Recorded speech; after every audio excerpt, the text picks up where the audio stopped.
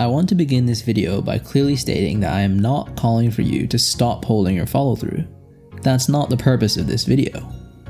Instead, what I'm going to explain to you in this video is why holding the follow through is an overrated point of emphasis in shooting coaching, and why I believe that holding your follow through is a mostly inconsequential part of a jump shot in terms of the consistency of the outcome.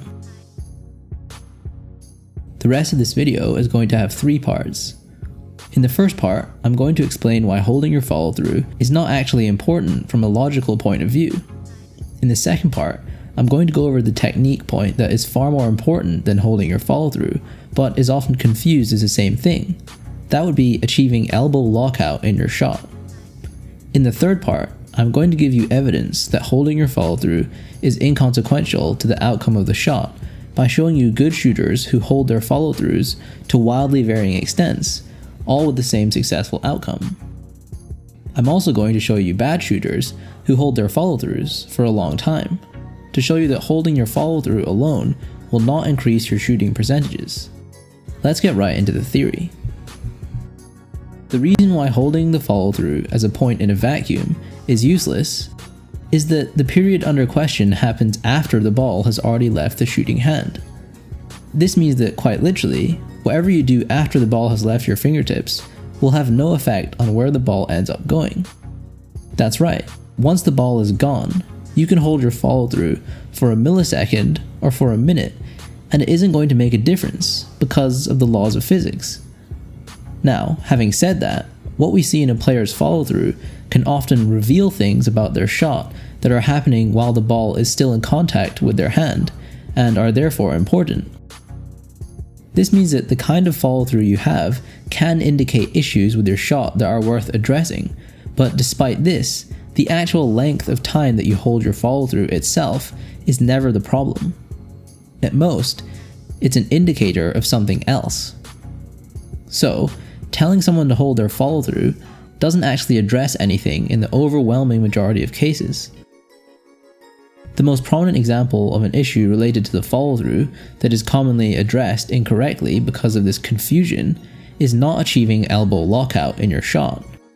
Coaches sometimes confuse this issue with not holding the follow through because it looks like the player is not holding their follow through when their arm is always a little bent. However, because the lack of lockout happens while the ball is still in contact with the hand, it's not an issue of holding the follow through, but rather one of not actually achieving a full follow through, leading to inconsistent elbow lockout in the shot, which brings me to part 3 of this video. Players who don't lock out their elbows when they perform the release of the ball with their wrist are highly likely to suffer from inconsistencies in their shot, particularly from 3-point range. Here's why. If you lock out your elbow when you perform your wrist flick, you are assuring that the flick takes place the exact same distance from your body every time you do it. It's not only the distance that's important, but also the angle of the forearm underneath the ball and the speed at which the ball is moving away from your body right before you flick it with your wrist. All 3 of these things are controlled naturally if you lock out your elbow because you're using a natural limiter to the time and amount of force that you can apply to the ball each time. Put simply, you remove the variable of how far your arm extends in each shot, leaving just the amount of wrist and finger flick as the remaining variables in how much force you apply to the ball. If you don't lock out your elbow, you leave this variable in the control of your tricep muscle, which is just as prone to variability as the rest of your body. Ultimately, shooting is about reducing the variables in your shot to maximize your consistency, and not locking out your elbow adds a variable that can be easily removed by just fully extending that same elbow. Some coaches do recognize the bent elbow as a problem, and those who try to correct it ask players to hold their follow through. To be honest, they might just tell you to hold your follow through anyway, given how widespread this piece of advice is. However, as long as you are locking your elbow when you shoot, there's no reason to hold your follow through for any particular length of time. The best way to correct a shooter who doesn't lock their elbow when they shoot is not to tell them to hold their follow through, but rather to address the heart of the issue itself, the lack of lockout. First, I'm going to show you a cut of great shooters not holding their follow-throughs. Not to say that they never hold their follow-throughs, but to show you that they vary how long they hold it because it doesn't really matter as long as elbow lockout is achieved.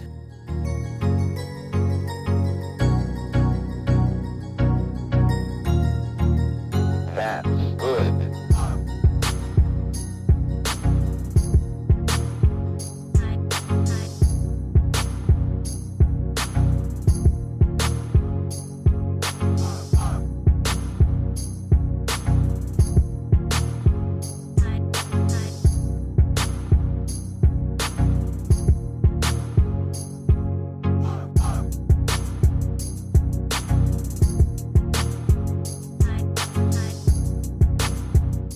Next, I'm going to show you a cut of bad shooters holding their follow-throughs. Again, not to say that holding your follow-through will make you a bad shooter, but to show you that just holding your follow-through will not make you a better shooter if you have other technique issues.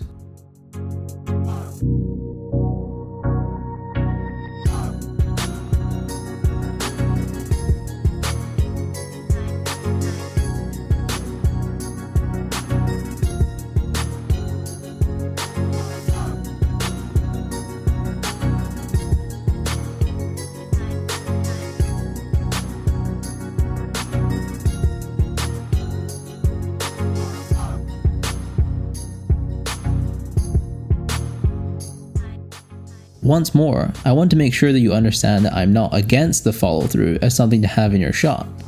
Perhaps holding your follow-through helps you to be confident that you're performing the same movement each time that you shoot. If so, that's great, and continue to hold it as long as you want.